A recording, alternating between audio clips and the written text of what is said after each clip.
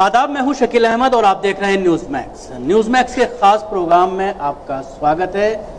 आज हमारे साथ स्टूडियो में बात करने के लिए तीन खास मेहमान मौजूद हैं। जनाब अब्दुल रहमान एडवोकेट साहब जो सुप्रीम कोर्ट के सीनियर वकील हैं, उसके साथ ही मौलाना साजिद रशीदी साहब जो ऑल इंडिया इमाम एसोसिएशन के सदर हैं, और मौलाना मोहम्मद आरिफ साहब जो ऑल इंडिया इमाम फाउंडेशन के सदर हैं। तीनों लोगों का आपका स्वागत है। आज हम इस प्रोग्राम में बात करेंगे जो all India Muslim personal law board के जरिए अभी एक हलफनामा दाखिल किया गया है, एक एफिडेविट दाखिल किया गया है सुप्रीम कोर्ट में। हालांकि सुप्रीम कोर्ट में जिस तरह से सुनवाई पूरी हुई और उसमें सुप्रीम कोर्ट ने ये कहा था, कई सजेशन दिए थे, तो उसी को मानते हुए all India Muslim personal law board ने हलफनामा दाखिल किया है। इसी पर हम इन तीनों मेहमानों से बात करेंगे। अब्दुल रहमान एडवोकेट साहब, क्या कहेंगे जो ये एफिडेविट दाखिल किया गया है, पहली प्रतिक्रिया आपकी क्या है? भाई देखिए, कानूनी नुक्ता निगाह से तो वो एफिडेविट बिल्कुल बेमसरफ है, बेकार है। उसकी वजह यह है कि उसमें जो उन्होंने मेजर्स सजेस्ट किए हैं, जो कहा है कि हम ऐसा करेंगे, वो काबिल अमल नहीं है। उस एफिडेविट में सिर्फ 3 पैराग्राफ हैं, जिनमें से पहला पैराग्राफ तो फॉर्मल होता है, रस्मी, और तीसरे पैराग्राफ में उन्होंने ये कहा है कि हमने अपने 15-16 अप्रैल को हुए लखनऊ सेशन के जो करारदादें थी उनको मुंसलिक कर दिया है। तो सिर्फ पैराग्राफ नंबर 2 में जो चंद सतरी पैराग्राफ है, इतनी बात कही गई है कि तमाम हिंदुस्तान के निकाह ख्वाह हजरात को एक एडवाइजरी यानी मुशावरत भेजी जाएगी, जिसमें उनसे ये कहा जाएगा कि निकाह खानी के वक्त, निकाह पढ़ाते वक्त वो पहले तो दूल्हा को ये मशवरा दें कि अगर मामला तलाक तक आ जाए, अगर दवाई ताल्लुकात ख़राब हों और तलाक तक नौबत पहुँच जाए, तो 3 तलाक़ें वो ना दें कम से कम, और कुरान में जो तरीक़ा है तलाक का, सही मसनून तरीक़ा है तलाक का, उस तरीके से तलाक दें। दूसरा मशवरा उनका ये है, देंगे वो, और इसके सिलसिले में उन्होंने लफ्ज़ रिक्वेस्ट इस्तेमाल किया है कि निकाह ख्वाह हज़रात से ये दरख्वास्त की जाएगी। तो दूसरा ये है कि वो लड़की से कहें कि भाई निकाह नामे में, या दोनों से कहें कि निकाह नामे में ये शर्त शामिल करा लो कि अगर तलाक तक नौबत पहुंची तो 3 तलाक नहीं दी जाएगी, 3 तलाक वाला रवैया नहीं इख्तियार किया जाएगा। ये उनका मुकम्मल एफिडेविट है, क्योंकि उसके बाद तीसरे पैराग्राफ में जो बातें कही गई हैं उनका ताल्लुक 15 और 16 की करारदादों से है, जिनमें ये कहा गया था 15-16 अप्रैल को लखनऊ में कि मुस्लिम पर्सनल लॉ बोर्ड एक कोड ऑफ कंडक्ट जारी करेगा अवाम के लिए, जिसमें यानी मर्दों के लिए हिदायत होगी कि भाई 3 तलाक का जो मसला है वो बहुत ज़्यादा नापसंदीदा फेल है 3 तलाक, और किस तरीके से आपको अपनी आइली ज़िंदगी, दवाई ज़िंदगी गुजारनी चाहिए। और दूसरा ये कि उसके बावजूद अगर कोई शख्स 3 तलाक देता है एक नशस्त में, तो उसका सोशल बॉयकॉट किया जाएगा। ये करारदादें भी उन्होंने उस एफिडेविट के साथ मुंसलिक की हैं। लेकिन अब सवाल ये पैदा होता है उस सिलसिले में, एक तो उस एफिडेविट को फरीक़ैन मुखालिफ के किसी भी वकील ने मंजूर नहीं किया, और उसको ये कहा गया है कि ये बेमसरफ है। ये एफिडेविट खुद अटॉर्नी जनरल ने हिंदुस्तान के ये कहा है कि इसका कोई मसरफ नहीं होगा और ये काबिल अमल बातें नहीं हैं, और ये महज एक लीपापोती करने की कोशिश की गई है। तो मौलाना आरिफ साहब, क्या लगता है जिस तरह से ये दाखिल किया गया है एफिडेविट, और सुप्रीम कोर्ट ने भी इनसे ये जानना चाहता कि क्या जो निकाह नामा है उसमें ये एक लाइन ऐड की जा सकती है कि लड़की और लड़का जिस वक्त निकाह हो वो ये तय करे कि हम 3 तलाक अगर दी जाती है तो उसको 3 तलाक नहीं माना जाएगा। तो क्या इस तरह की शरीयत में इजाज़त है, और आखिर अब एफिडेविट देने की ज़रूरत मुस्लिम पर्सनल लॉ बोर्ड को क्यों पड़ गई? देखिए मौलाना शकील साहब, मैं पहली बात तो ये तमाम लोगों को और आपको भी बताता चलूँ कि जिस तरीके से अब्दुल रहमान साहब ने कहा कि मुस्लिम पर्सनल लॉ बोर्ड ने निकाह खाओं से रिक्वेस्ट की है कि आप इस तरीके से लोगों को सजेस्ट करें, मशवरा दें। पहली बात तो ये कि मुस्लिम पर्सनल लॉ बोर्ड रिक्वेस्ट नहीं करेगा। अगर कुछ उसको कुछ इस तरह का किताबों में मौजूद है, हदीस में, कुरान में मौजूद है, तो सीधे सीधे वो उलमा से बात करें। दूसरे है कि निकाह नामे में इस चीज़ को हम ऐड करें, इसकी ज़रूरत नहीं है। सीधे जो उलमा हैं, जैसे अइम्मा हैं, खुतबा हैं, और जो इजलास होते हैं, कॉन्फ्रेंसेस होते हैं, और जो इलाके के लोग हैं, इस तरह की अवेयरनेस पैदा करें कि 3 तलाक, चूँकि नबी अलैहिस्सलातु वस्सलाम हो या दीगर जो भी अंबिया इस दुनिया के अंदर से आकर चले गए हैं, कुरान को आप अहादीस को उठा लीजिए, तलाक को एक गलत चीज़ समझा जाता है समाज में भी, मज़हब में भी, सब एतबार से। जो 3 तलाक वाला मसला है, ये तो हम और आपको घर घर जा कर के और मदरसों में, मस्जिदों में जाकर किस तरह की चीज़ों को बताना चाहिए। इस चीज़ को कोर्ट में ले जाने की ज़रूरत ही नहीं थी। کورٹ اگر یہ کہہ رہا ہے کہ مسلم پرسنل لا بورڈ جو ہے تمام نکاح پڑھانے والوں کو کہے کہ ایک لائن اس میں یہ بھی کر دے کہ وہ 3 طلاق نہ دیں، اگر دیں گے تو ان کے خلاف کارروائی ہوگی، ایسا نہیں ہے۔ اگر کوئی اس طرح کا مسئلہ آ جاتا ہے تو اس طرح کی سچویشن بن جاتی ہے کئی مرتبہ کہ آدمی کو فوراً دینی پڑتی ہے۔ اگر وہ اس طرح سے کرتا ہے تو کچھ مجبوری اس کی ہو جاتی ہے، لوگوں کو سمجھائیں۔ اگر مجبوری نہیں ہے تو اس کی غلط بات ہے، وہ 3 طلاق ایک نشست میں نہ دے، 3 طہور میں دے، ٹھیک ہے؟ تو اگر علماء اس چیز کو اویئرنیس کریں گے، لوگوں کے پاس جا کر کس طرح کی محنت کریں گے، تو میرے خیال سے سماج میں سدھار آ سکتا ہے۔ مولانا ساجد رشید صاحب، کیوں ضرورت پڑی مسلم پرسنل لا بورڈ کو یہ ایفٹ دینے کی؟ دیکھیے، میں جہاں تک سمجھا ہوں مسلم پرسنل لا بورڈ کہیں نہ کہیں ہڑبڑی میں ہے، اپنے پہلے جو بھی انہوں نے جوابات داخل کیے ہیں ان کو لے کر، اور کہیں نہ کہیں ایک نقطہ پیش کرنے کی کوشش کر رہا ہے کہ بھئی ہم جو ہے میں 20-22 کروڑ یا جتنے بھی مسلمان ہیں یہاں پر ہندوستان میں ان کو ریپرزینٹ کرتا ہوں۔ بڑی بات یہ ہے، دیکھیے شرط نکاح میں نہیں ہو سکتی۔ اگر آپ نکاح کو شرط کے ساتھ پڑھائیں گے کہ آپ کو 10 لاکھ دینا پڑے گا اگر آپ 3 طلاق دیں گے، تو اس شرط پر نکاح ہو ہی نہیں سکتا۔ یہ فقہی مسئلہ آپ اٹھا کر دیکھ لیجئے کہ نکاح شرط کے ساتھ جائز نہیں ہے۔ دوسری بات یہ ہے، قاضی لوگ پہلے بھی جانتے ہیں اس بات کو، اور میں سمجھتا ہوں کچھ جو اچھے پڑھے لکھے علماء ہیں جب نکاح پڑھاتے ہیں وہ ان چیزوں کو بتاتے بھی ہیں، ایسی بات نہیں کہ بتایا نہیں جاتا۔ جمعہ کے خطبات میں بھی اس پر بات کی جاتی ہے باقاعدہ۔ میں جہاں تک سمجھتا ہوں کورٹ نے جو پہلا ایک لائن دی تھی کہ بھئی اگر یہ عین اسلامک ہوگا تو ہم اس میں دخل اندازی نہیں کریں گے، تو میں سمجھتا ہوں کہ بورڈ کو اپنی ساری توانائی اس کو ثابت کرنے میں لگانی چاہیے تھی کہ بھئی یہ عین اسلامک ہے۔ آپ ادھر ادھر کے جو سجیشن پیش کر رہے ہیں، جو مشورے دے رہے ہیں یا جو ایفیڈیوٹ داخل کر رہے ہیں، اس سے کہیں کچھ بھلا ہونے والا نہیں ہے۔ لیکن کیا مسلم پرسنل لا بورڈ نے جو کورٹ میں کہا ہے کہ اس چیز کو ہم ایڈ کریں گے نکاح نامے کے اندر، تو آپ کے مطابق وہ غیر اسلامی ہیں؟ نہیں، کیسے ایڈ کر پائیں گے مجھے بتائیے آپ۔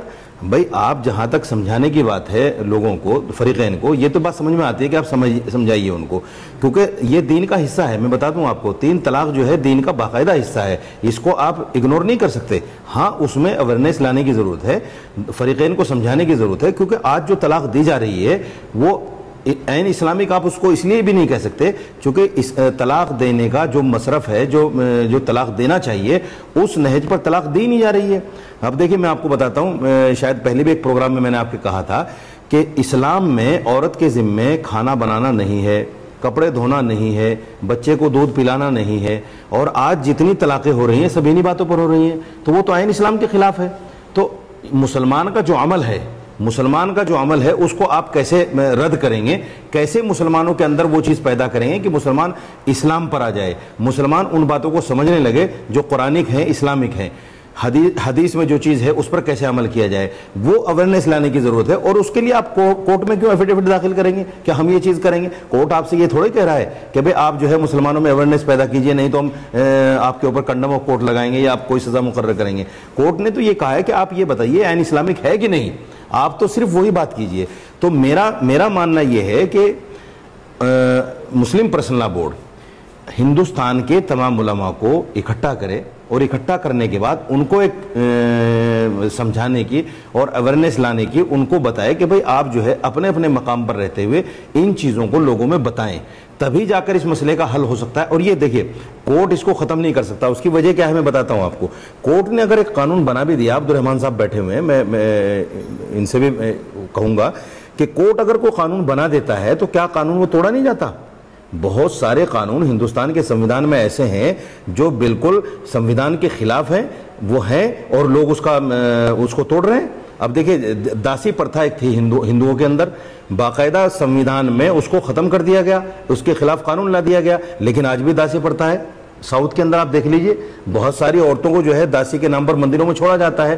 میرے خیال کے ایک آنکڑے کے مطابق 80,000 عورتیں آج بھی داسی ہیں۔ ساؤتھ میں آپ جا کر دیکھ لیجئے، آنکڑا نکال لیجئے۔ تو میں یہ کہنا چاہتا ہوں کہ قانون لانا اس کا حل نہیں ہے، چونکہ جس وقت ہندوستان کا سنویدھان بنا تھا اس وقت کو آپ دیکھیے، ہندوستان کے سنویدھان بنانے کے وقت ان 3 چیزوں کو سنویدھان سے بالکل الگ رکھا گیا تھا، پرسنل لا پر چھوڑ دیا گیا تھا: نکاح، وراثت اور طلاق۔ عبدالرحمان صاحب اس سے ایگری کریں گے۔ عبدالرحمان صاحب، جیسا کہ ان کا یہ کہنا ہے کہ اگر قانون بنا بھی دیا جاتا ہے تو اس پر، حالانکہ میری بھی بہت سے لوگوں سے بات ہوئی ہے، جب فیلڈ میں جاتا ہوں، علماء سے بات ہوئی ہے، عام آدمی سے بات ہوئی ہے، تو ان کا یہی کہنا ہے کہ ہم اس طرح کی چیزوں پر شریعت پر چلیں گے، کورٹ اگر اس کو بائی فورس لاگو بھی کرتی ہے تو اس پر امپلیمنٹ نہیں ہوگا۔ اگر کوئی 3 طلاق دے دیتا ہے اور حنفی ہے تو وہ نہ صرف لڑکی بلکہ اس کے گھر والے بھی یہ کوشش کرتے ہیں کہ وہ اپنی بیٹی کو اپنے گھر لے جائیں اور اس کے شوہر کے ساتھ، جس کو اس نے طلاق دے دی ہے، اس کے ساتھ نہ رکھا جائے۔ تو یہ ایک سوسائٹی میں یہ کہ ماحول ہے، تو کس طرح سے آپ اس کو دیکھتے ہیں؟ اور دوسرا یہ کہ جس طرح سے مسلم پرسنل لاء بورڈ کے ذریعے 5 دن تک جو بحثیں چلیں اور جس میں ایک معاملہ آیا ایڈوکیٹ کے ذریعے کہ یہ شردھا کا معاملہ ہے، یہ آستھا کا معاملہ ہے، تو اس پر بھی لے کر مسلمانوں کو کافی ناراضگی ہوئی، تو کہیں نہ کہیں مسلم پرسنل لاء بورڈ اپنا اسٹینڈ رکھنے میں کورٹ میں ناکام رہا۔ دیکھیے، آپ نے ایک ہی سانس میں بہت سارے پوائنٹس ریز کر دیے، بہت سارے سوال کر دیے، لیکن میں بنیادی بات پر آتا ہوں۔ ایک تو ساجد رشیدی صاحب کی یہ بات، اس سے میں متفق ہوں کہ ان لوگوں نے یہ بہت ہڑبڑاہٹ میں یہ بڑا احمقانہ سا ایفیڈیوٹ دیا ہے۔ اپنی 40 سال کی لا پریکٹس میں نے آج تک سپریم کورٹ میں کوئی ایسا ایفیڈیوٹ نہیں دیکھا جو محض چھوٹے چھوٹے 3 پیراگرافس پر مشتمل ہو اور اس میں بھی بات بالکل ادھوری کہی گئی ہو۔ دراصل یہ لوگ ایک چیز تو یہ دیکھیں، جہاں تک سپریم کورٹ میں چل رہے معاملے کا تعلق ہے، یہ شروع سے غلطیوں پر غلطیاں کر رہے ہیں۔ انہوں نے پہلا ایفیڈیوٹ جوابی حلف نامہ شاعرہ بانو والے کیس میں جو داخل کیا تھا، اس میں انہوں نے کہا کہ صاحب یہ چیز قرآن اور حدیث سے ثابت ہے۔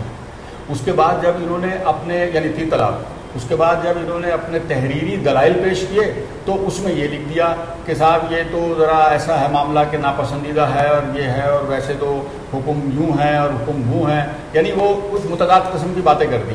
اچھا، مسلم پرسنل لاء بورڈ کی ویب سائٹ پہ آپ جائیے، ان کی مطبوعات ہیں بہت ساری، وہ میں نے ساری پڑھی ہیں۔ اس میں منت اللہ رحمانی جو کہ حالیہ جنرل سیکریٹری ولی رحمانی کے والد مرحوم تھے، ان کا لکھا ہوا ایک کتابچہ ہے نکاح اور طلاق۔ اس میں انہوں نے صاف الفاظ میں یہ کہا ہے کہ جو شخص اس طریقے سے طلاق دے گا تو وہ اس کا فعل خدا کو بھی ناپسند ہوگا، خدا کے رسول کو بھی ناپسند ہوگا اور شریعت کے خلاف ہوگا۔ یہ 2 الفاظ انہوں نے استعمال کیے ہیں جو میں نے چیف جسٹس کے سامنے پیش بھی کر دیے ہیں۔ اب آپ نے بتائیے کہ پچھلے 44 سال میں مسلم پرسنل لاء بورڈ نے آج تک کسی کو یہ نہیں بتایا، یہ جو ابھی اس ایفیڈیوٹ میں یہ کہہ رہے ہیں کہ ہم نے تمام ہندوستان کے قاضیوں کو ایک ایڈوائزری بھیجیں گے، مشاورت بھیجیں گے، ان کے پاس تمام ہندوستان کے قاضیوں کی کوئی لسٹ ہے، ان کے نام پتے ہیں، فون نمبر ہیں، نمبر 1۔ نمبر 2، اگر ان کی اس قاضی رجسٹرڈ بھی ہے یا نہیں تو کیا وہ اپنی کوئی پولیس بنائیں گے؟ پولیس بنائیں گے سعودی عرب کی طرح متوع کہ وہ جا کر ایک چیز کو چیک کرے؟ نمبر 1۔ نمبر 2 یہ کہ جب آپ یہ کہتے ہیں کہ ایک چیز قطعی ناپسندیدہ ہے اور کسی بھی طریقے سے اس کو جاری نہیں رہنا چاہیے، ان کا یہ جو ایفیڈیوٹ فائنل جو فائل ہوا ہے، صرف ہڑبڑاہٹ میں ہی نہیں، یہ انہوں نے ایک طرح سے شکست کیا ہے کہ ہم غلطی پر تھے اور یہ ٹھیک ہے، ہم مان لیتے ہیں، کیونکہ ولی رحمانی نے اس سلسلے میں پچھلے ہفتے یہ بیان بھی دے دیا کہ جو بھی سپریم کورٹ کا فیصلہ ہوگا ہمیں منظور ہوگا۔ ابھی ساجد رشید صاحب نے قانون بنانے والی بات جو کہی، تو ایسا ہے کہ سپریم کورٹ قانون نہیں بنا سکتا۔ سپریم کورٹ تو کسی پریکٹس کے بارے میں، کسی ایسے فعل کے بارے میں جو جاری ہے، سوسائٹی میں چل رہا ہے اور ناپسندیدہ ہے، اس کے بارے میں یہ کہہ سکتا ہے کہ بھئی یہ چیز غیر آئینی ہے۔ انہوں نے یہ بات بھی ٹھیک کہی کہ ان کو اپنا تمام زور اس بات پہ دینا چاہیے تھا کہ یہ اسلام کا حصہ ہے اور اس لیے آپ اس میں دخل اندازی نہیں کر سکتے۔ اس پہ زور دیے بغیر اور بڑی عجیب و غریب قسم کی باتیں انہوں نے کی ہیں سپریم کورٹ میں۔ مثال کے طور پر انہوں نے ستی پرتھا کا ذکر کیا، اور تو اور انہوں نے یہ تک کہہ دیا کہ بھئی ہندو معاشرے میں بھی مرد کو افضلیت حاصل ہے، عورت کا مقام ثانوی ہے، سیکنڈری ہے، اور ہم بھی ہندو معاشرے میں رہتے ہیں، یعنی یہ کہ گویا اگر ہندو معاشرے میں ایسا ہے تو ہمارے معاشرے میں بھی اس بات کی اجازت ہونی چاہیے۔ دیکھیے، ایک تو ویسے ہی الزام لگتے ہیں مسلمانوں پر اور اسلام پر کہ صاحب اس میں عورت کا درجہ ثانوی ہے، اس پر ترا یہ کہ انہوں نے سپریم کورٹ میں یہ کہہ بھی دیا کہ ہاں صاحب ہمارے معاشرے میں تو ذرا عورت جو ہے تھوڑا سا اس کی حیثیت ثانوی ہے، اور اس چیز کو اچھا پچھلے 44 سال میں اگر انہوں نے صرف نکاح کے سلسلے میں ہی ایجوکیٹ کرنے کی کوشش کی ہوتی۔ دیکھیے، پوری دنیا کے ماہرین قانون اس بات پر متفق ہیں کہ اسلامی نکاح پوری دنیا میں سب سے اچھا، سب سے سادہ اور سب سے عمدہ ہے۔ کیوں؟ اس کے لیے کسی قاضی کی ضرورت نہیں ہے۔ اس کے ثبوت کے طور پر آپ رسول اکرم صلی اللہ علیہ وسلم کا پہلا نکاح جو حضرت خدیجہ سے ہوا تھا، اس کو آپ دیکھ لیں کہ اس میں کیا ہوا تھا، نہ کوئی خطبہ پڑھا گیا تھا، نہ کوئی اور ریچول یا سیریمنی ہوئی تھی۔ انہوں نے آفر کیا جبکہ پیشکش نکاح کی خدیجہ کی طرف سے ہوئی تھی، لیکن وہاں پر یہ ہوا کہ ایک بزرگ نے ان کی طرف سے ابو طالب نے اور اس کی طرف سے خدیجہ کے چچا نے کہا کہ بھائی ہم ان کو زن و شوہر تسلیم کرتے ہیں، یہ مہر ہوگا، اس کا اعلان کر دیا گیا۔ اس کے بعد جتنے نکاح وہاں ہوئے، اسلام کے آنے کے بعد اس نکاح پر کسی نے کوئی سوال نہیں اٹھایا، اسی طریقے سے نکاح ہوتے رہے۔ اتنا آسان ہے اسلامی نکاح، تو کوئی بھی آدمی نکاح پڑھا سکتا ہے، اور چھوٹے چھوٹے گاؤں میں چھوٹی چھوٹی جگہوں پر وہاں کے امام چھوٹی چھوٹی مسجدوں کے مؤذن کو آ کر نکاح پڑھا دیتے ہیں، اور وہ نکاح جائز ہوتا ہے، شرعی ہوتا ہے ہر طرح سے۔ مولانا عارف ایک بات یہ بھی بار بار کہی جا رہی ہے کہ جو مسلم پرسنل لا بورڈ ہے وہ حنفی بورڈ ہو کر رہ گیا ہے، اہل حدیث بھی اس بورڈ کے اندر ہیں، شیعہ بھی اس بورڈ کے اندر ہیں، اور یہی وجہ ہے کہ اٹارنی جنرل کے ذریعے یہ چیزیں اٹھائی گئیں کہ شیعہ اس کو نہیں مانتے 3 طلاق کو، یا اہل حدیث اس 3 طلاق کو نہیں مانتے، تو کہیں نہ کہیں اس چیز کو لے کر بھی مسلم پرسنل لا بورڈ کا موقف تو دیکھیے جب یہ ایفیڈیوٹ پہلا ان کا فائل ہوا جوابی حلف نامہ، اسی وقت میں نے یہ پوائنٹ اٹھا دیا تھا کہ، اور میں نے بات بھی کی تھی، ذاتی طور پر بات کی تھی، مولانا قلب صادق سے بات کی اور 2-3 لوگوں سے بات کی، شلی صاحب سے اور امام مہدی سلفی جو اہل حدیث ہیں، کہ بھئی آپ لوگوں کے مسلک میں تو باقاعدہ حرام ہے 3 طلاق دینا، یہ شیعہ مسلک میں تقریباً حرام ہے طلاق دینا، تو سوال ہی پیدا نہیں ہوتا، وہاں تو کوئی عورت شیعہ جو ہے وہ کورٹ میں نہیں جاتی، ان کی جو فقہ ہے وہ بالکل مختلف ہے۔ تو اسی طرح اچھا شافعی بہت حد تک قریب ہیں اس مسلک کے، حنبلی مسلک کے بہت قریب ہیں شافعی بھی۔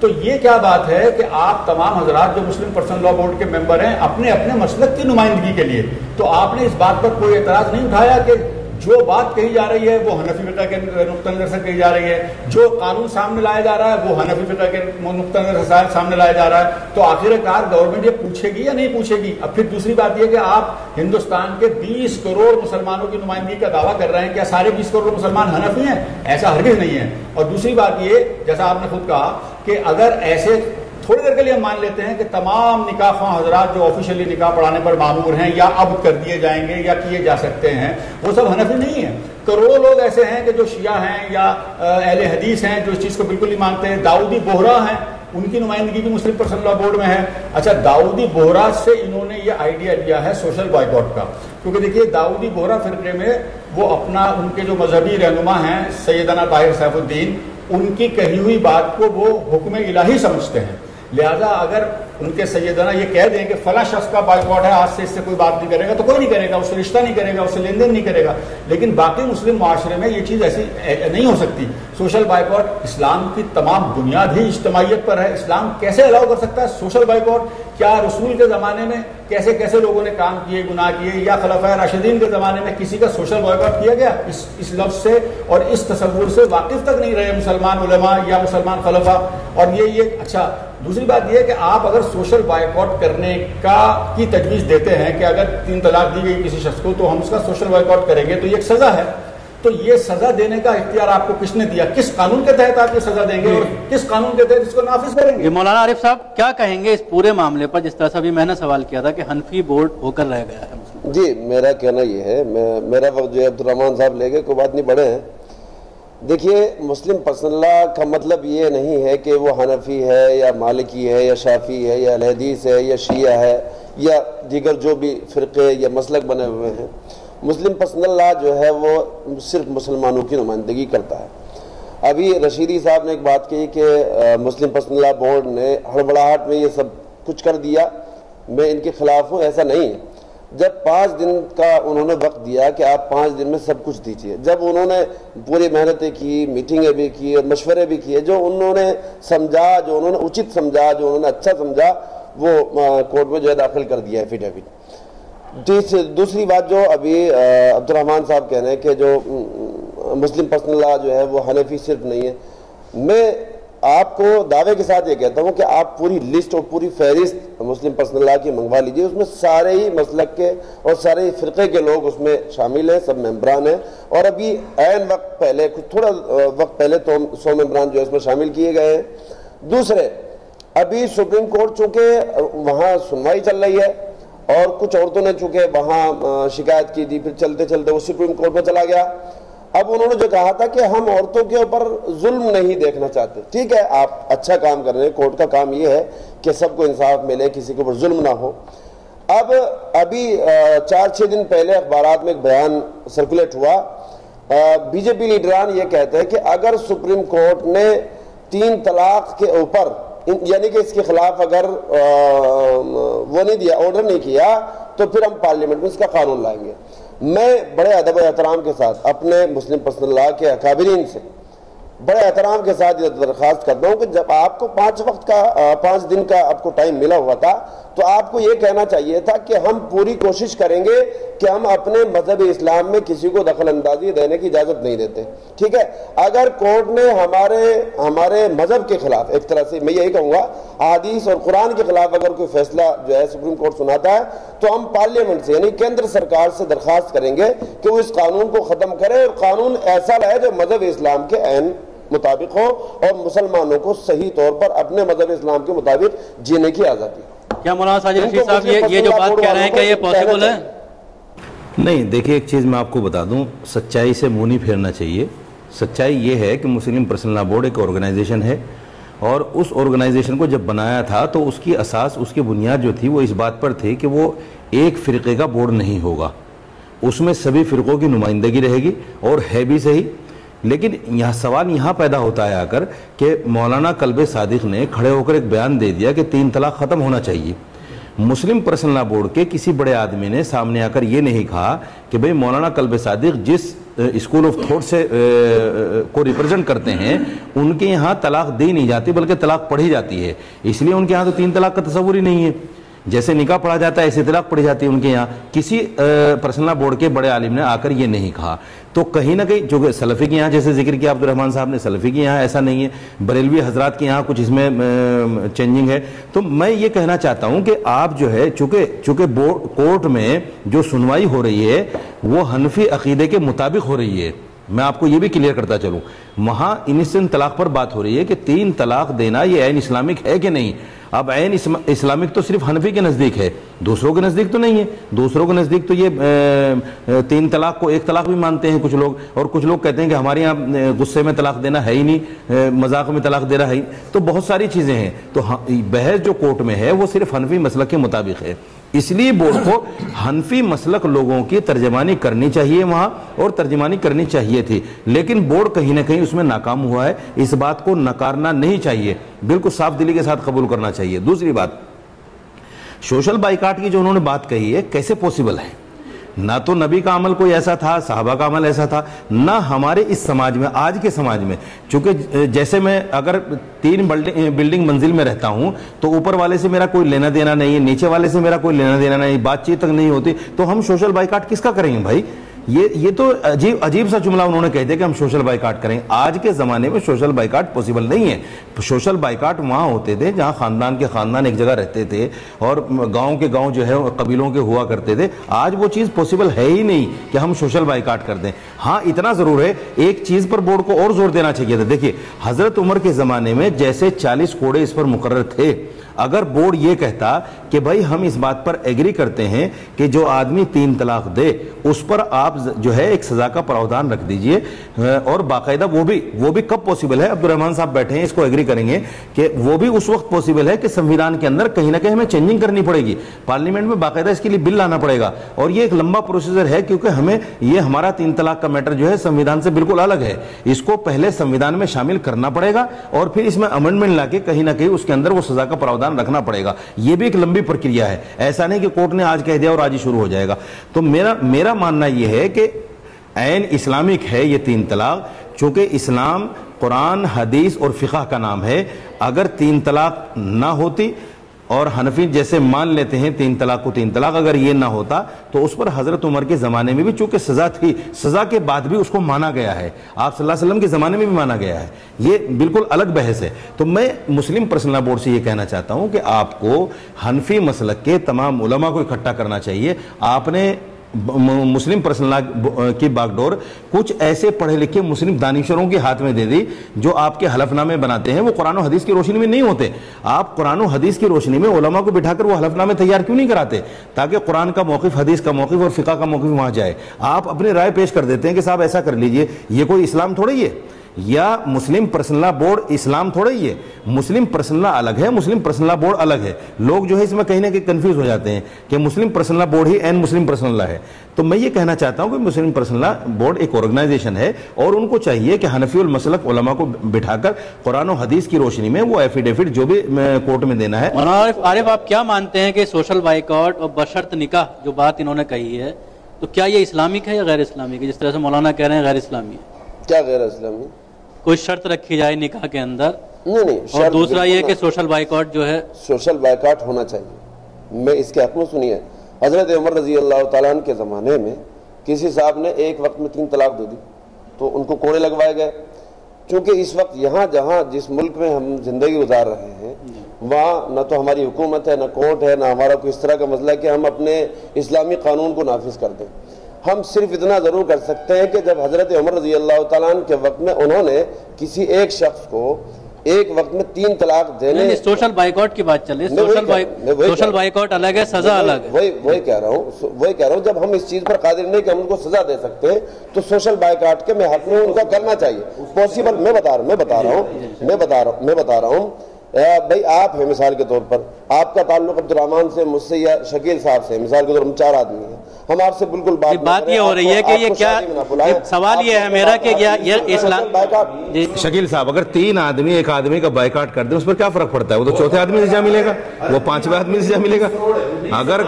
اگر اس کا گاؤں پورا بائیکاٹ کرے، اس کا قبیلہ پورا بائیکاٹ کرے، اس کی برادری، تو ایک بات سمجھ میں آتی ہے. صلی اللہ علیہ وسلم کے زمانے میں یا صحابہ اکرام کے زمانے میں سوشل بائیکاٹ کی چیز کوئی چیز نہیں تھی. ایسا نہیں تھا. نبی علیہ الصلوۃ والسلام اور صحابہ کرام رضی اللہ تعالیٰ اجمعین کے زمانے میں تو بسیں بھی نہیں تھی، کاریں بھی نہیں تھی. اس کا مطلب ان کو بھی چھوڑ دو، یہ بھی یہودیوں کی بنائی. دیکھو قانونی بات سن لیجیے. یہ سوشل بائیکاٹ پر اس وقت کی جو بحث ہے یہ بیکار ہے. اس کی وجہ یہ ہے کہ سوشل بائیکاٹ قانونی طور پر نہیں کیا جا سکتا. 1949 میں مہاراشٹر نے، جب وہ اس وقت بمبئی پروونس کہلاتا تھا، ایک قانون بنا دیا تھا کہ سوشل بائیکاٹ نہیں کیا جائے گا. اول تو بھیم راؤ امبیڈکر صاحب نے جب کانسٹیٹیوئنٹ اسمبلی کے اندر بڑی زبردست تقریریں کی اور آرٹیکل 17 شامل کرائی میں، جس کے تحت چھوت چھات کو ختم کر دیا گیا تھا. کسی قسم کی بھی چھوت چھات ملک میں نہیں ہے، ہو نہیں سکتی. اتنا سخت جرم ہے کہ آپ کی ضمانت نہیں ہو سکتی اگر آپ نے چھوت چھات کہیں برتی اور پولیس آپ کو گرفتار کر لے گی. نمبر 1. نمبر 2 یہ کہ جب وہ قانون بنا 1949 میں تو صرف داؤدی بہرا حضرات نے اس کو چیلنج کر دیا سپریم کورٹ میں کہ یہ ہمارے مذہب کے خلاف ہے، کیونکہ ان کے یہاں سوشل بائیکاٹ ہوتا تھا. اب سپریم کورٹ کی 3 رکنی بینچ بیٹھی کانسٹیٹیوشن کی اور ان میں سے 2 ججوں نے یہ فیصلہ دے دیا چیف جسٹس خلاف تھے اس فیصلے کے، وہ حصہ تھے اس بینچ کا، کہ ہاں صاحب یہ ان کے یہاں سوشل بائیکاٹ کیونکہ رائج ہے اور پریکٹیکیبل ہے، کیا جا سکتا ہے، لہٰذا بامبے پروونس کا بنایا ہوا یہ ایکٹ جو خلاف ہے سوشل بائیکاٹ کے، یہ غیر آئینی قرار دیا جاتا ہے ان لوگوں کے لیے. لیکن اس کا اطلاق صرف داؤدی بوراس پر ہوتا ہے. ابھی دیکھیے قانونی پوزیشن سمجھ لیجیے. میں پھر یہی کہوں گا یہ دونوں حضرات کم از کم مجھ سے اس بات پر متفق ہیں کہ مسلم پرسنل لا بورڈ نے کوئی تیاری نہیں کی سپریم کورٹ میں جانے کی. انہوں نے بہت ہی احمقانہ طریقے سے نہ علماء سے مشورہ نہیں. احمقانہ آپ احمقانہ نہیں کہہ سکتے اس کو. ان کے پاس وقت نہیں تھا. جو سنیے یہ آپ غلط کہہ رہے ہیں. آپ تیسری بار کہہ رہے ہیں کہ ان لوگوں نے احمقانہ انداز میں جواب دیا. ایسا نہیں ہے، بڑی سوجھ بوجھ کے ساتھ انہوں نے جواب دیا. وہ احمق نہیں ہے، بہت اچھے لوگ. ان کے وکلا نے بغیر کسی تیاری کے، جیسا کہ رشیدی صاحب نے کہا، میں جانتا ہوں، میں مانتا ہوں، ہر وکیل اسلامی قانون سے واقف نہیں ہوتا، ہر وکیل نے اسلامی قانون نہیں پڑھا ہوا ہوتا، لیکن بورڈ کی بات میں بعد میں لاؤں گا. پہلے قانون تو ان علماء نے کیا کیا کچھ بھی نہیں کیا. اگر کسی وکیل نے اس ایفیڈیوٹ کو بنایا باقاعدہ اس کو بورڈ میں رکھا گیا تب جا کر، لیکن ایفیڈیوٹ تو غیر قانونی ہے. ایفیڈیوٹ تو اسلام کے خلاف ہے. ایفیڈیوٹ پہلے قانونی پوزیشن سمجھ لیجیے. قانونی پوزیشن یہ ہے کہ اپریل 2016 میں مہاراشٹر اسٹیٹ گورنمنٹ نے پھر ایک قانون بنا دیا ہے جس کو چیلنج نہیں کیا گیا ہے، اور اس میں الفاظ بھی سوشل بائیکاٹ استعمال کیے گئے ہیں. پروٹیکشن فرام سوشل بائیکاٹ، یعنی سوشل بائیکاٹ سے تحفظ. کوئی آدمی، کوئی کمیونٹی، کوئی گروپ، کوئی گروہ، خواہ وہ مذہبی ہو، کلچرل ہو، کیسا بھی ہو، سوشل بائیکاٹ نہیں کر سکتا کسی شخص کا. اور سوشل بائیکاٹ آپ اسلام سے تو ثابت کیجئے پہلے کہ اسلام میں کہیں سوشل بائیکاٹ تھا. دوسری چیز یہ قانونی پوزیشن جو زیادہ اہم ہے قانونی نقطہ نظر سے، وہ یہ ہے کہ بورڈ نے خود یہ کہہ دیا ہے اس ایفیڈیوٹ میں کہ 3 طلاق جو ہے قابل تعزیر ہے، یعنی سزا دی جانی چاہیے. تو تعزیرات کا قانون گورنمنٹ کے سوا کوئی نہیں بنا سکتا. اس کا انجام یہ ہونے جا رہا ہے کہ سپریم کورٹ اس پریکٹس کو، اس فیل کو جو 3 طلاق کا فیل ہے. اچھا پہلے حنفی والا آپ کی بات میں لیتا ہوں. آپ نے کہا کہ حنفی نقطہ نظر سے بات ہوئی ہے، ٹھیک ہے، میں مانتا ہوں ہوئی ہے، لیکن ان کو یہ بات شروع میں ہی کلیئر کر دینی چاہیے تھی کہ حالانکہ مسلم پرسنل لا بورڈ میں ہر مسلک کے مسلمان شامل ہیں اور مسلم پرسنل لا بورڈ ہر مسلک کے مسلمانوں کی نمائندگی کرتا ہے، لیکن یہاں ہم بحث کریں گے صرف حنفی فقہ کے نقطہ نظر سے، یہ انہوں نے نہیں کیا، اور خود اس 5 دن کے سماعت کے دوران چیف جسٹس نے ان سے سوال کیے، جسٹس نریمان نے ان سے سوالات کیے کہ بھئی آپ کے یہاں دوسرے مسالک بھی تو موجود ہیں، کیا سارے 20 کروڑ مسلمان اس بات پر متفق ہیں جو آپ کہہ رہے ہیں؟ اس کا انہوں نے کوئی جواب نہیں دیا، اس بات کی توضیح کرنے کی کوشش نہیں کی کہ بھئی ہاں بہت سارے مسالک موجود ہیں لیکن ہم سب کی نمائندگی کرتے ہیں۔ اچھا، اب بات آ جاتی ہے تعزیر کی۔ جہاں آپ کہتے ہیں کہ یہ چیز قابل تعزیر ہے تو تعزیر کا قانون تو دنیا کا یعنی ہندوستان کا کوئی گروہ یا کوئی کمیونٹی نہیں بنا سکتی، وہ حق تو صرف حکومت کو ہے، کیونکہ حکومت ہی تعزیرات کا کوئی قانون بنا کر اس کو نافذ کر سکتی ہے، انفورس کر سکتی ہے۔ اگر مان لیا جائے، دیکھیے بالکل بنیادی غلطی جس کو یہ عارف اقبال صاحب بھی تسلیم کر رہے ہیں وہ یہ ہے، اور ساجد رشید صاحب نے تو بالکل صاف الفاظ میں کہا ہے، میں قانونی الفاظ میں کہہ دیتا ہوں، جب یہ معاملہ سپریم کورٹ میں گیا ہے اس وقت پہلے جوابی حلف نامے میں، اور میں نے اپنے ایک آرٹیکل میں اس کا ذکر اسی وقت کر دیا تھا، اگر پہلے جوابی حلف نامے میں مسلم پرسنل لا بورڈ نے یہ کہہ دیا ہوتا کہ ہاں شریعت اس کو ناپسند کرتی ہے، اللہ تعالیٰ اس فعل کو ناپسند کرتا ہے، اللہ کا رسول اس فعل کو ناپسند کرتا ہے، اور آپ اس میں دخل نہ دیں، ہم ابھی سے یہ کوششیں شروع کر دیں گے کہ مسلم معاشرے سے 3 طلاق کی پریکٹس کو بالکل ختم کر دیں، اور اس کے لیے ہم یہ میجرز استعمال کریں گے، یہ وہ معاملہ وہیں ختم ہو جاتا۔ بالکل وہ ان کی ہٹ دھرمی کی وجہ سے بات آگے چلی کہ نہیں، آپ تو جو کچھ کہہ رہے ہیں وہ شریعت میں مداخلت ہے، سپریم کورٹ کہہ رہے ہیں ارے بھائی بات تو سن لو، غیر آئینی تو نہیں ہے یہ تو دیکھ لو، اگر یہ عورتوں کے حقوق تو سرو نہیں کرتا یہ تو دیکھ لو، جینڈر جسٹس پر ہے یہ تو دیکھ لو، اس بات کو کسی نے نہیں سنا۔